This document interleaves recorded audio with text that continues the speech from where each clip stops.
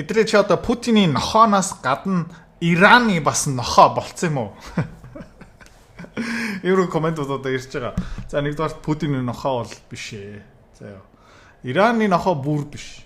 Иран бол зөндөө муухай бузар юм хийж байгаа. Тийм ээ? Иран улсын иргэдэд босоод тий? Одоо тэр Аятолла Хомейни гих мэдчлэн хүмүүсийн хүүгээ гаргаад тий? Нэг жинхэнэ гоё арчлал бий болчих юм бол амар потенциалтай улс байхгүй юу?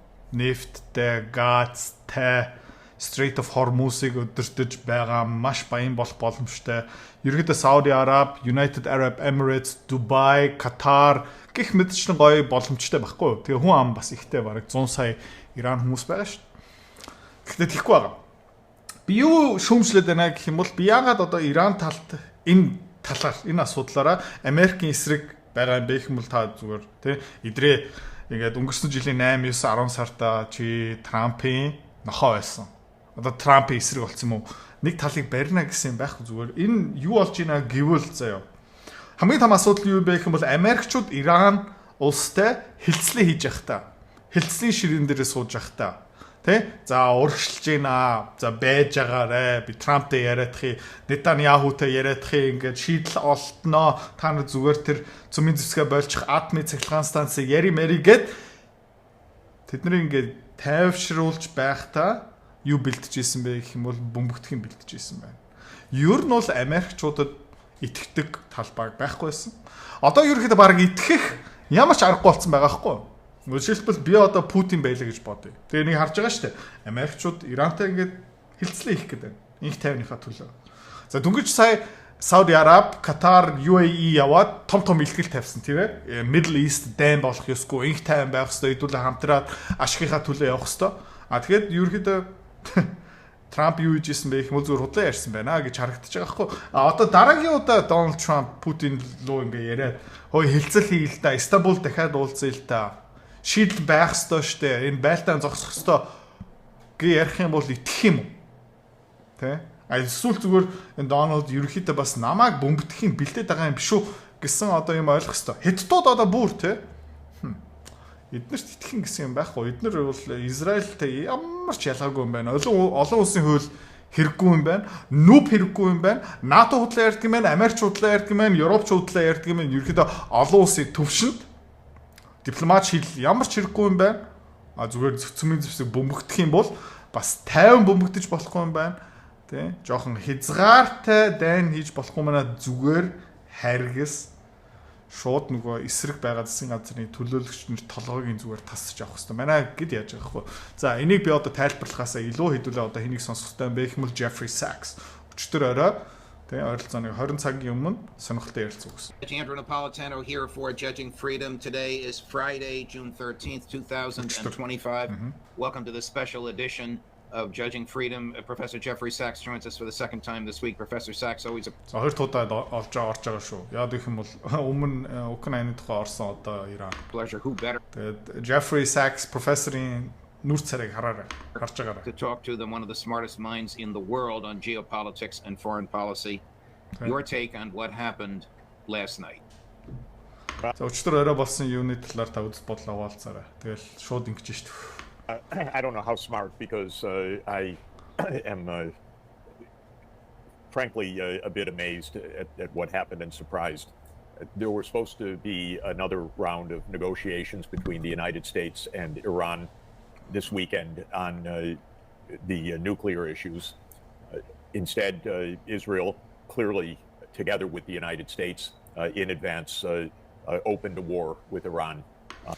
За тэгээ өнөөдөр маргааш болох хэрэгтэй байсан байх юм бол Америкчууд, Иранчууд ерөөхдөө дахиад уулзаж, ерөөхдөө хилцлээ өргөжлүүлэх хэрэгтэй байсан. Хэрнээ Израильчууд юу хийсэн бэ гэх юм бол Америкчуудын дэмжлэгтэй, зөвшөөрөлтэй хамтарч төлөвлөгөө гаргаж тий Иран руу дайн зарласан.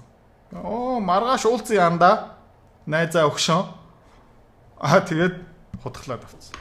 Despite the ongoing negotiations, there is no diplomacy in our world today. There is only war and force. Тэгээд Jeffrey Sachs бас энийг хэлж байна те. Өнөөдрийн дэлхийн ертөнцид ерөөхдөө дипломат харилцаа гэсэн юм байх болчлоо. Ганцхан юм үлдсэн тэр юу юм бэ гэх юм бол дайн Тэгээ хүч. And I find it extraordinarily depressing, frankly. The U.S. reaction, Trump's reaction, makes clear this was absolutely a joint Israel-U.S. action. Trump says, you see, Israel can destroy you. It's going to kill all of you. You have to agree with me. За тэгээд ерөнхийдөө юундаа дэвсэж байгаа юм бэ гэх юм бол энэ дипломат харилцаа. Тэ. За хартаа Дональд Трамп хэлж хартаа та нар ингээд бидний нөхцөлийг хүлээн зөвшөөрөхгүй юм бол Израиль та нарыг бүгдийг нь ал. Is what's called negotiations. Энэ бол одоо negotiations гэж байгаа. Хилцэл гэж байгаа. Энэ бол хилцэл биш ээ. U.S. style. It's a kind of fascism, is what it is. Фашизм гэж штэ. Тэ? Бидний нөхцөлийг хүлээж ав, эсвэл биднэрт та эдийг ална. Which is that we will kill you unless you agree with the way we see things. So I find this actually a bit surprising in how extreme it is. It does put to a lie every word that Trump has said about the peace president. Well, yes, peace with the threat, we will kill you. We'll kill a number of you beforehand. Then we'll see whether you agree with us. It would be nice because we love peace. So. Одоо энийг аюулгүй хэллээ би угаасаа ингэж хэлж чадахгүй байсан. За тэгээд Дональд Трамп хэлж ирсэн юм бүх юм худлаа олж байгаа. Инх тайвны төлөө тэмцдэг ерөнхийлөгч ямар ерөнхийлөгч юм бэ гэх юм бол окей. Бид нар инх тайвныг хүсэж байгаа. Гэхдээ инх тайван бий болохоос бид нар эхлээд та хэдээс хэдэн хүмүүсийг алчих. Эхлээ алчих. Тэгээд та хэдэн хүмүүсийг алсныхан дараа та нар бидний нөхцөлийг хүлээн зөвшөөр. Яагаад вэ гэх юм бол бид нар инх тайван тэм дуртай болохоор. Ойлгож байна. You should agree with us. Well, we've been in this kind of world before. It ended up in World War II last time we were in this kind of world. We're heading for World War III, certainly. Certainly гэж штэ баттай, баталгаатай. За бид нар өмнө ийм ертөнцид бас өмнө амьдарч ирсэн. Тэр цаг үе ямар цаг үе юм бэ гэх юм бол дэлхийн 2 дугаар дайны үе яг ийм байсан. За тэгээ энэ ингээ харах юм бол одоо бид нар яг баттай дэлхийн 3 дугаар дайн руу аажмаараа явж байна. The way that we're going. I think one notable fact that, or at least surmise that has just come up is that in Israel it's being reported that the methods used were that Israel had smuggled in drones into Iran for over a period of years and that these drones were then unleashed yesterday. Тэгээ ямар нууц задарсан бэ гэх юм бол Израильчууд Иран улс руу ачааны машин контейнеруудаараа дрон зуусан. Нууцаар өнгөрсөн хэдэн сар хөнгөрсөн 1-2 жилийн хугацаанд. За. Тэгээ яг хэрэгтэй үедээ тэр дронуудыг хөргөөд энэ тэнд ерөөдөө тесэрсэн бөмбөг хүмүүсийг алсан бааз агаарын хамгаалалт бүгдийг байхгүй болгосон. За, төсөө сонсогч байна уу? Бид нар энийг хаана өмнө сонсч ирсэн? Энэ ерөөдөө Украин, Оросын хооронд болж исэн юм. За. Тэгээ сонирхолтой юм юу юм бэ гэх юм бол Украинчуудын 2-3-7 хоногийн хийсэн үйлдэл Израильчуудыг адилхан юм хийж байна. За.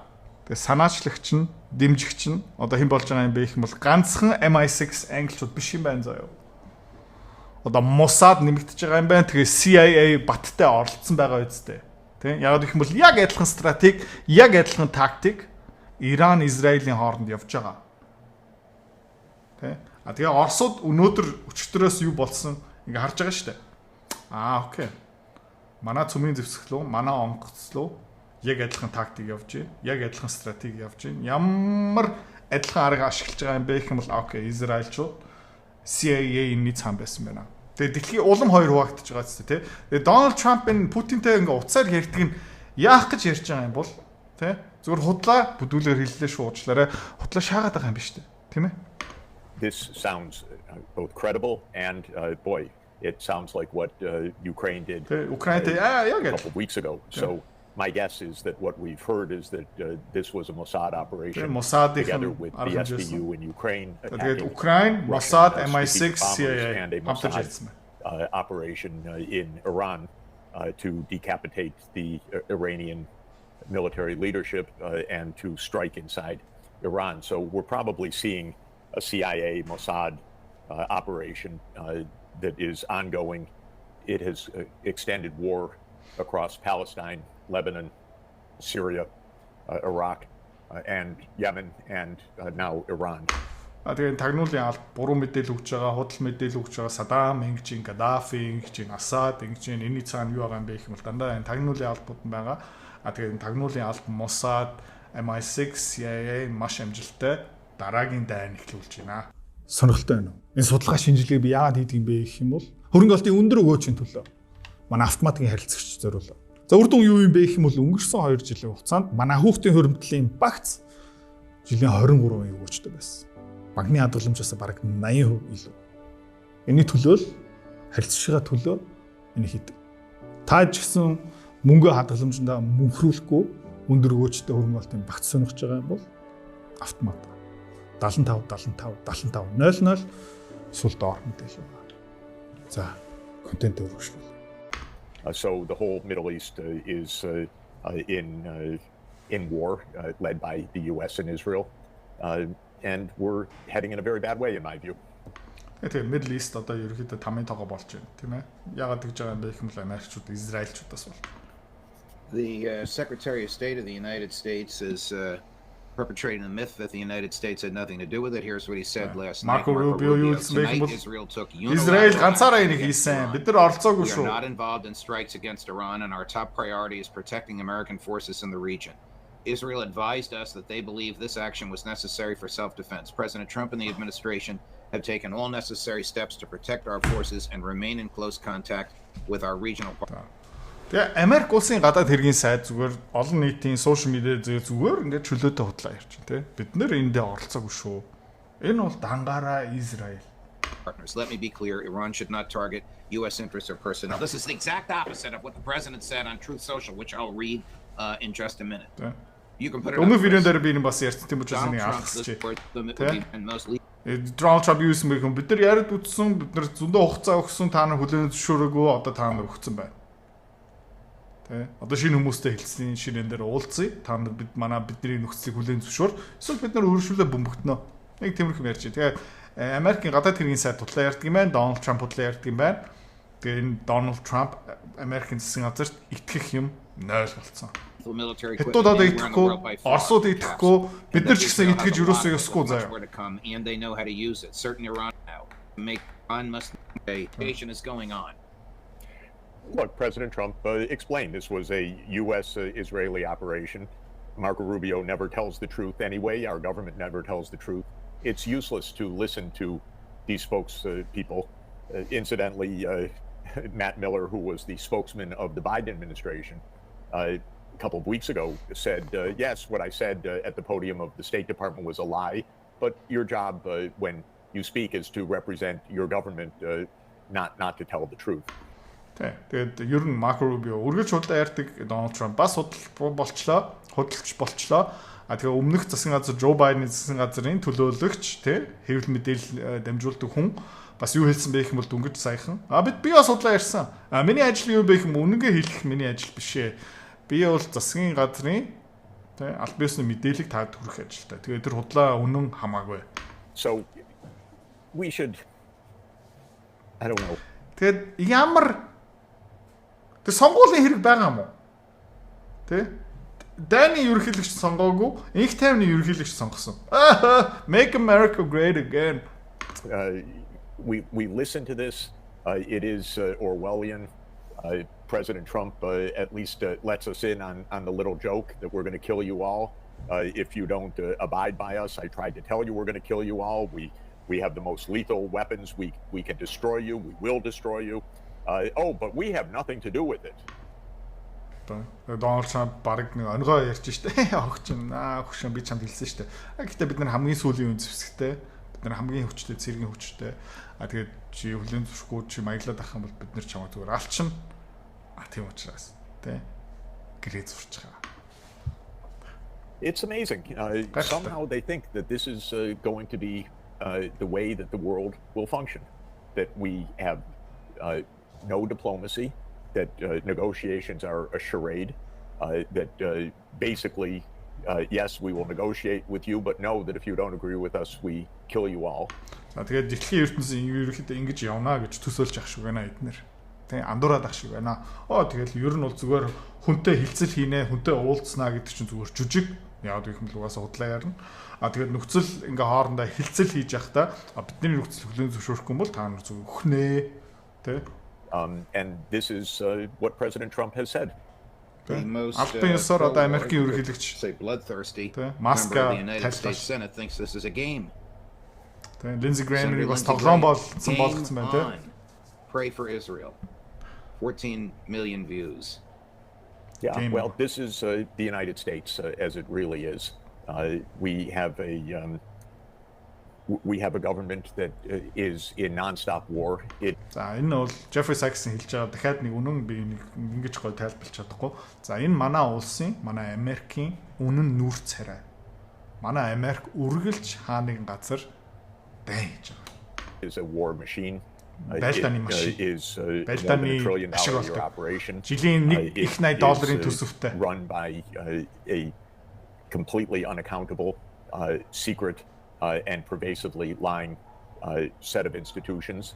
The CIA, the Mossad, MI6, the security agencies, so-called, or intelligence agencies, so-called, I should say, are the secret army. Тэгээд бид нар ямар засгийн газартай юм бэ гэх юм бол энэ сонгогдсон хүмүүсийн засгийн газар биш ээ. Энэ их хурлын гишүүдүүд, сенаторууд, бидний сонгосон ерөнхийлөгч, түүний одоо сайд майд, секретаринууд нь ерөнхийдөө эрэгтэй хүмүүс нь ерөөсөө биш, төлөвлөгөө гаргадаг хүмүүс нь биш, гүйцэтгэл хийдэг ерөөсөө биш. Манай засгийн газрыг ерөнхийдөө хэн гадаад хэрэг бодлого, дайн бүгдийг хэн хийдэг юм бэ гэх юм бол энэ сонгогдоогүй тэ нууцаар хэн өдөрж байгаа юм бэ бөөмэд төлөөлөгчгүй, хариуцлагагүй тагнуулын албууд тэгээд аюул сонирхолтой security apparatus гэдэг заяа. Аюулгүй байдлын одоо янз бүрийн агентлагууд, яамнууд ингээ ажиллаа хийж байгаа. Тэгээ эцсийн эцтэй шүү дээ. Америкийн аюулгүй байдлыг ингээд сайжруулдаг юм уу? Дээшлүүлдэг юм уу? Үгүй. Америк улам аюултай болж эхэлж байна. Middle East илүү аюултай болж эхэлж байна. Израильчууд бас яг адилхан илүү аюул. Тэгээд би нэг юм хэлчихье заяа. Джо Байден өнгөрсөн 4 жилийн хугацаанд хилээ задгаа нээлттэй орхисон шүү дээ. Тэ?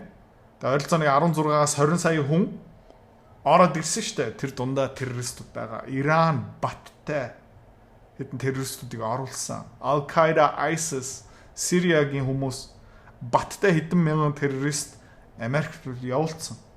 Одоо Америк дотооддоо заяа би амлаа.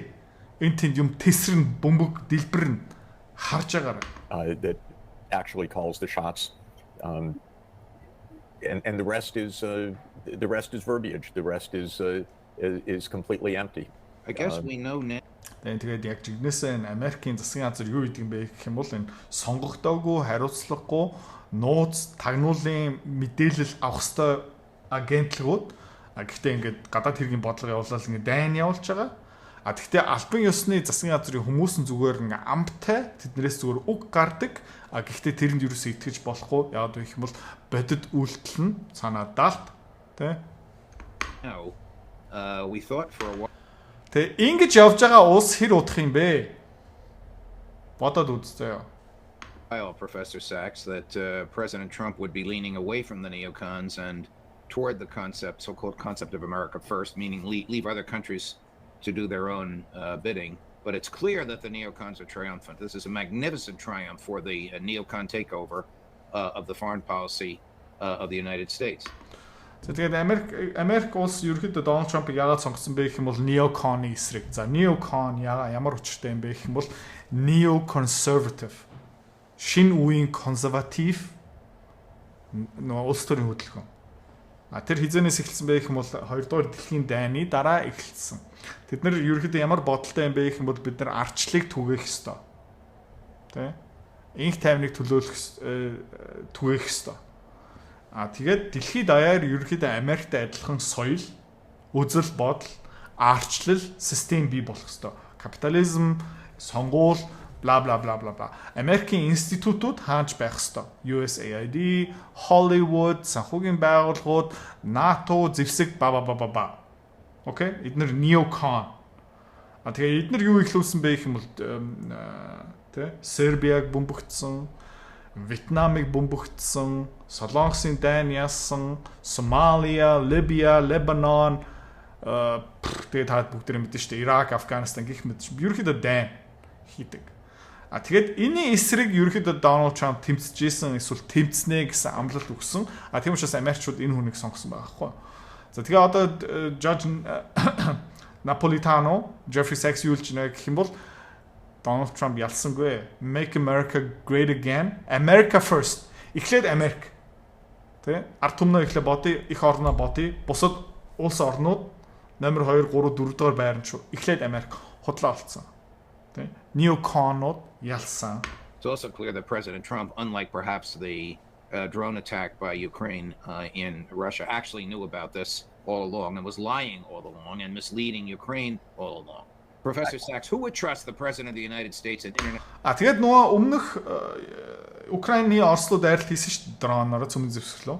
Тухайд Дональд Трамп юу хэлсэн бэ гэхээр би юу ч мэдээгүй. What the fuck? Юу болоод байгаа юм бэ? Марко Рубио бас чивчмэг болцсон те. Бид нар юу ч мэдээгүй. Тэ? Одоо итгэх юм уу? Дональд Трамп Зеленский хийж исэн тэр дроноор цөмөн зэвсгэлөө дайрсан. Дроноор Путинийг алах гэж үзсэн шүү дээ. Тэр үнэн юм худлаа юм уу? Ерөнхийдөө худлаах шиг байна шүү дээ. Олчаан энийг мэддэг юм биш. Зөвшөөрчдөг юм биш. Израиль, Иран руу ингээ яасан мэддэг юм байна, хүлэн зөвшөөрсөн байна. Тэгээ өмнө ч гэсэн Истанбулд уулзъя, инх тайвны хилцэл хийе, бла бла бла бла бла гэ ярьсан байж шүү дээ. Тийм ээ? Орос дээр бас яг адилхан тактик явуулсан. Хэдүүлээ яриа, инх тайвны төлөө гэрээ зурья, хилцэл хийе, хүмүүс өөхөх тэр болох ёстой.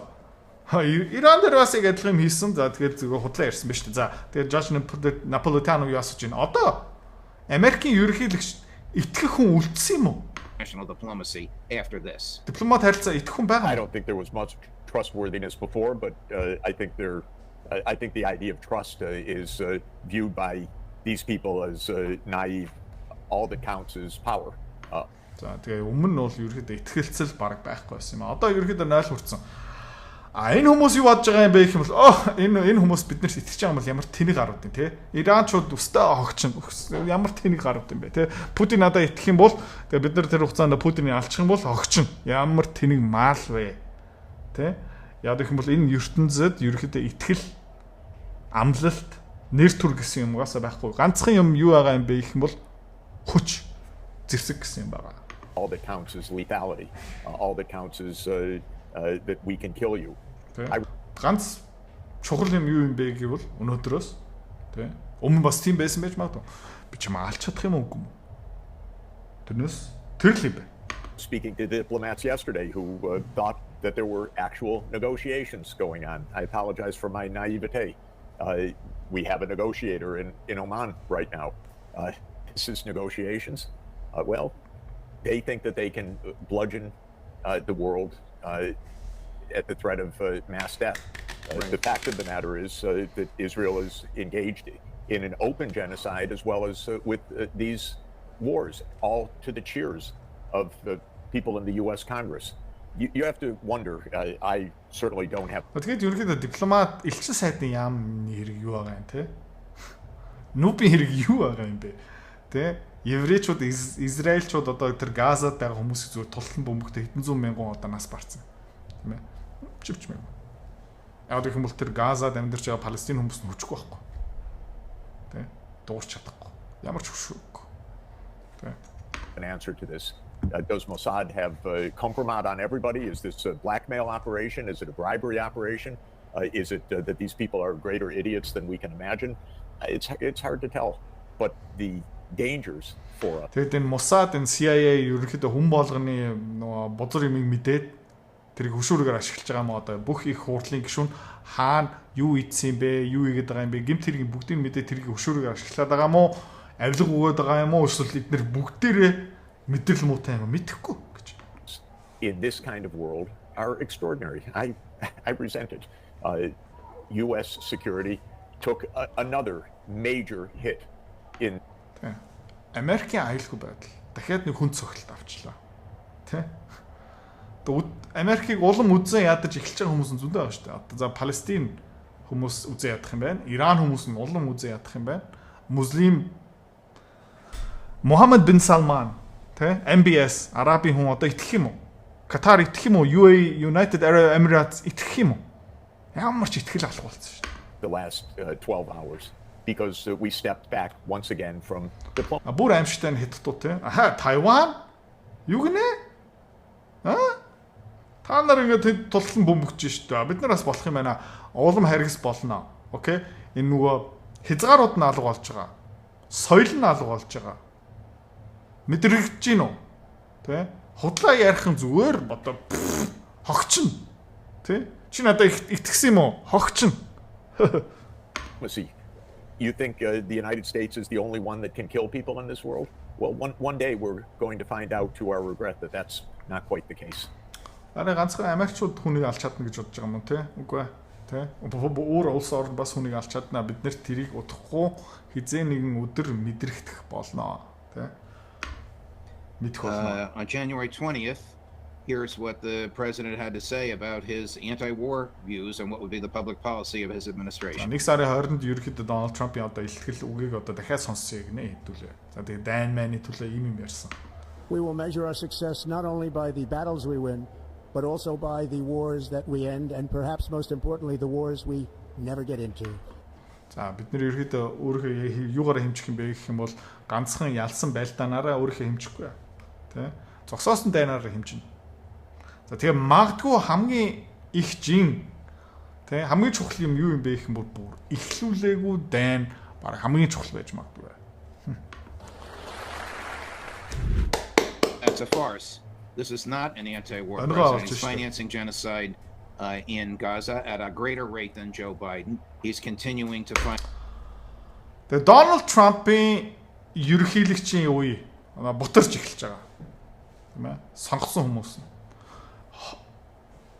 Жил хагасын дараа дахиад сонгуул болно заяа. Би Америк иргэн байсан бол заяа. Тэ? Өнгөрсөн 9 сард 11 сард Donald Trump-ыг сонгох байсан. Одоо Donald Trump-ыг дахиад сонгох уу? Эсвэл Donald Trump-ийн намыг сонгох уу? Donald Trump-ийн үзэл бодолтой хүмүүсийг дараагийн сонгуул дээр би сонгох уу? Тэгээ зоолттой нэг 5-10% нь шүү дээ. За чи худлаа ярьсан байна. Би чамаа одоо дахин сонгохгүй гэсэн үр дүн гарна. Тэгээ ингээ өршүүлээ яваад ирэх юм бол Donald Trump биш дээ. 2026 оны их хурлын сонгуулаараа Donald Trump-ийн нам нь арчигдана. It's a useless, fruitless war in Ukraine, and now his government participated in, orchestrated, and paid for this attack last night. Тэгээ Donald Trump-ийн засаг газар юу хийж байгаа юм бэ гэх юм бол шал хэрэггүй нь Орос Украины дайныг өргөжлүүлж байгаа. Тэгээ юу ихлүүлсэн бэ гэх юм бол шал хэрэггүй новшин Иран, Израилийн дайныг нэгдүгээр дэмжиж байгаа, санхүүжүүлж байгаа, тэгээ хамтарч байгаа. We are in an expanding war, and in the same context of a collapsing global diplomacy. Interestingly, I just saw a statement by the French government which said тэгээд юу болж байна гэх юм бол дэлхийн даяар юу болж байна гэх юм бол дипломат харилцаа ерөөхдөө доошлж байна. Хог болж байна. Дайн нэмэгдэж байгаа. Тэг төгсгөл нь хаана дуусах юм? Энэ таата. Тэгээд Макроныг одоо сонсгоё. Макрон бас амаа нээж байна, тийм. Israel has the right to defend itself. Тэгээд Макрон юу гэж нэх юм бол Израиль өөрийгөө хамгаалах эрхтэй. Хин төрүүлж буужсан. Тэ. Иранчууд бууждаагүй. Иранчууд хилцлийн ширээн дээр Америкчуудаа уучраа олгож ийсэн. Тэгээ Израильчууд зүгээр дайн зарлахгүйгаараа дайн хийчихэж байгаа байхгүй. Тэгснэ Макрон юу гэж нэх юм бол Израиль өөрийгөө хамгаалах эрхтэй. Энэ Макрон тэ Макрон цаана компроматтай баттай юм байна. Тэгээ тагнуулын албахийн Макроны юу хийгээд байсан, ямар бузар юмд оролцдог байсан бүх юм мэдж байгаа хаа. Тийм учраас энэ бүгдээрээ бууны нөх болсон. This is quite an interesting idea of defense, but it's the same words, same line being used across this group of countries that are part of this war alliance. It's U.S.-led. It is Israeli-operated. It is supported by Germany with its history, by France with Britain. This is the war alliance. Дэлхийн дээр одоо нэг дайны төлөө нэг бүлэг байна. Тэр юу юм бэ гэх юм бол Германчууд. Хоёр дэлхийн дайн ихлүүлсэн Германчууд, за Франц, нэг удаа Оросыг авах гэж үзсэн, Их Британи, бас Оросыг бутлах гэж үзсэн. Тэгээ Америкчууд цаанаа хин өдөртөө явж байгаа юм бэ гэх юм ахлаа явж байгаа юм бэ гэх юм бол энэ Израилийн Mossad тэг тагнуулын алба CIA гэх мэт. Will create World War III. Тэгээд юу үүсэх юм бэ гэх юм бол дэлхийн 3 дахь дайн үүсэх нэ. Think that the true goal here is not the destruction of the Iranian nuclear capabilities, because most of them are indestructible, according to Ritter, without using nuclear weapons as the instrument of destruction. But the real goal here is regime change in Iran, something Trump condemned the concept of it repeatedly during the campaign.